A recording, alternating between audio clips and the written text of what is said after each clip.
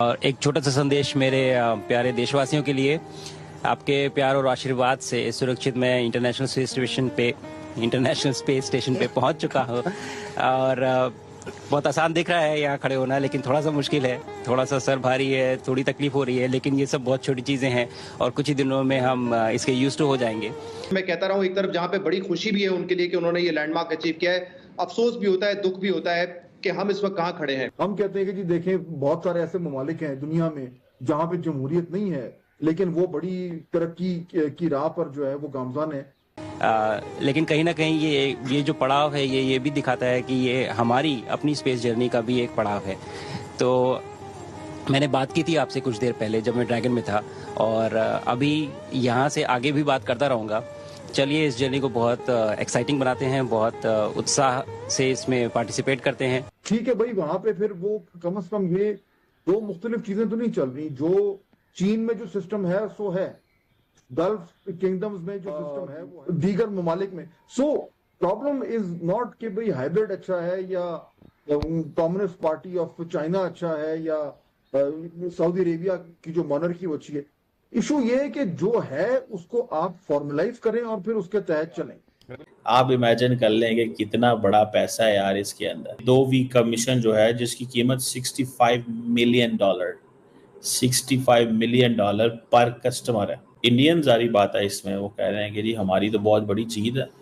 मैं बहुत उत्साहित हूँ और मैं अपने शोल्डर पे अपना तिरंगा जो मैं लेके चल रहा हूँ, मैं मानता हूँ कि आप सब मेरे साथ हैं। तो मैं ये भी समझ लेता हूँ कि आप सब भी मेरे साथ उत्साहित हैं, और मुझे लगता है कि अगले 14 दिन बहुत ही एक्साइटिंग जाने वाले हैं।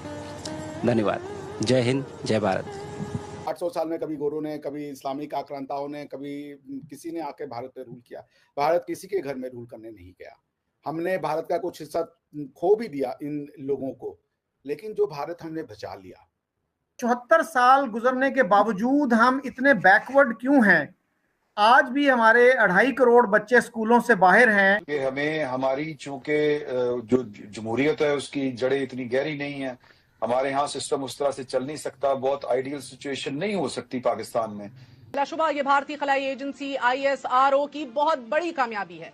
आज सारा दिन 140 करोड़ भारतीयों के साथ साथ पूरी दुनिया की नजरें इस खलाई मिशन पर मरकूज रही। फर्क ही यही है, मुसलमान जो है ना शहादत के लिए तैयार है, हमें मरने से डर नहीं लगता। तो ये तो एक फियर है ही नहीं हमारे लिए, इससे तो ब्लैकमेल करो ही नहीं। भारत का जो स्पेस प्रोग्राम है वो खित्ते के अंदर ताकत का तवाजन खराब कर रहा है। इसरो एक सिविलियन ऑर्गेनाइजेशन है और दूसरी जो है वो एक मिलिट्री ऑर्गेनाइजेशन DRDO।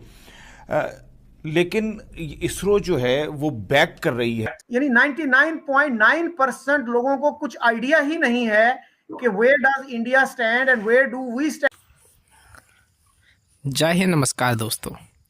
यूँ तो दोस्तों जैसा आप सभी को पता होगा कि शुभांशु शुक्ला दोस्तों स्पेस में गए हुए हैं, और दोस्तों स्पेस में जाके उन्होंने अभी एक, जैसा आपने स्टार्टिंग में देखा हो कि जैसे वो वीडियो में बोल रहे हैं, जैसे भारत के वासियों को संबोधित कर रहे हैं, कितना अच्छा देख के लग रहा है कि भारत के लोग भारत का नाम किस लेवल पे जाके ऊंचा कर रहे हैं।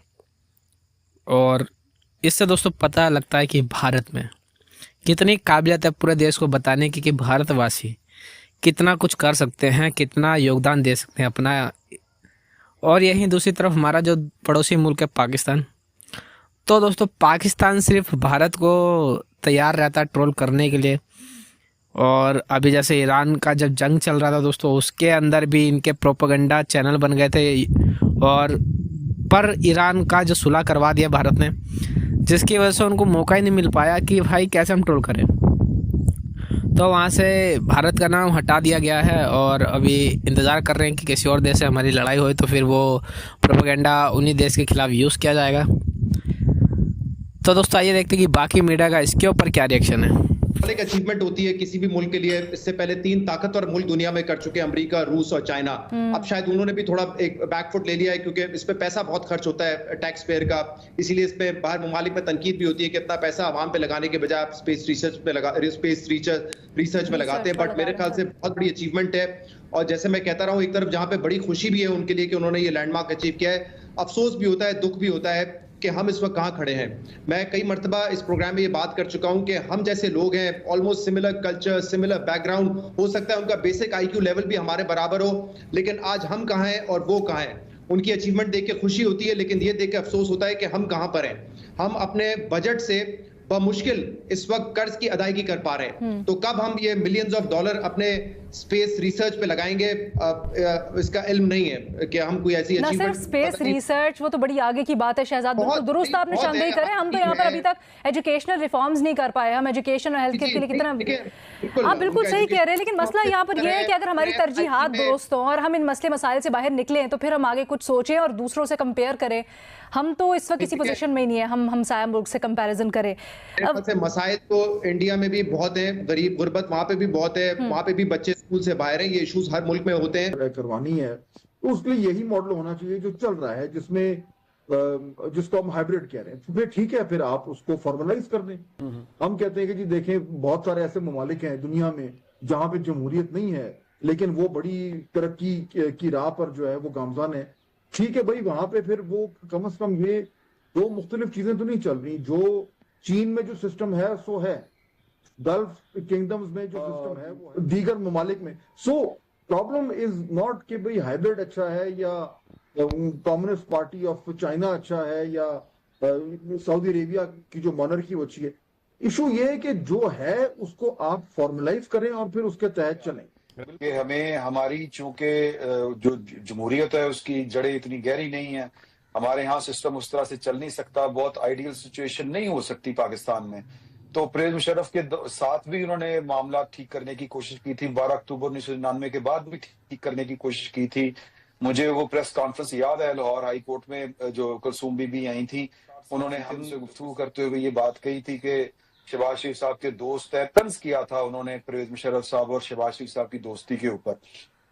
तो यानी ये तो शहबाज शरीफ साहब का एक जो कहते हैं गवर्नेंस का मॉडल, हुकूमत करने का मॉडल, वो तो शुरू से इसी ख्याल के आदमी थे। इमरान खान साहब ने सबसे पहले कही थी कि साहब को, तो ख्वाजा साहब भी जो है वो इसी स्कूल ऑफ थॉट से उनका ताल्लुक है कि पाकिस्तान की एस्टेब्लिशमेंट के साथ आपके मरासिम ठीक होने चाहिए, और वो इलेक्शन जीत गए थे। फिर उसके बाद जब आर्मी एक्ट पे तरमीम का वक्त आया, जब मकसूद था कि जनरल बाजवा साहब उनको देनी चाहिए, यानी उनकी तौसीह होनी चाहिए, और सुप्रीम कोर्ट में वो जब केस चला था, तो फिर पाकिस्तान मुस्लिम लीग नून की तरफ से जो लीड किया था वो ख्वाजा आसिफ साहब ने किया था, और वो थे मियां नवाज शरीफ साहब। उनके जो भी मसाइल हुए वो अपनी जगह पर, लेकिन उस वक्त भी आपको पता है जब तस्वीरें आर्मी चीफ के साथ जो उस वक्त के थे जनरल आहिल शरीफ साहब और वज़ीर आज़म की आती थी, तो उसको बड़ा सेलिब्रेट किया जाता था कि सेम पेज है, सेम पेज है, क्या बात है, क्या बात है। लेकिन फिर ऑब्वियसली थिंग्स फेल अपार्ट और फिर हालात खराब हो गए। बट क्या हमें फिर ये मान लेना चाहिए कि हम एज अ मुल्क तरक्की उसी वक्त का मॉडल यानी हाइब्रिड मॉडल के तहत चलें? शरीफ साहब ने एक्सपेक्टेड था कि चार्टर ऑफ डेमोक्रेसी के बाद जो है, जो जिस निजाम की बात की, चार्टर ऑफ डेमोक्रेसी की अगर आप खदोखाल उठा के देख लीजिए तो वो भी एक प्योर डेमोक्रेटिक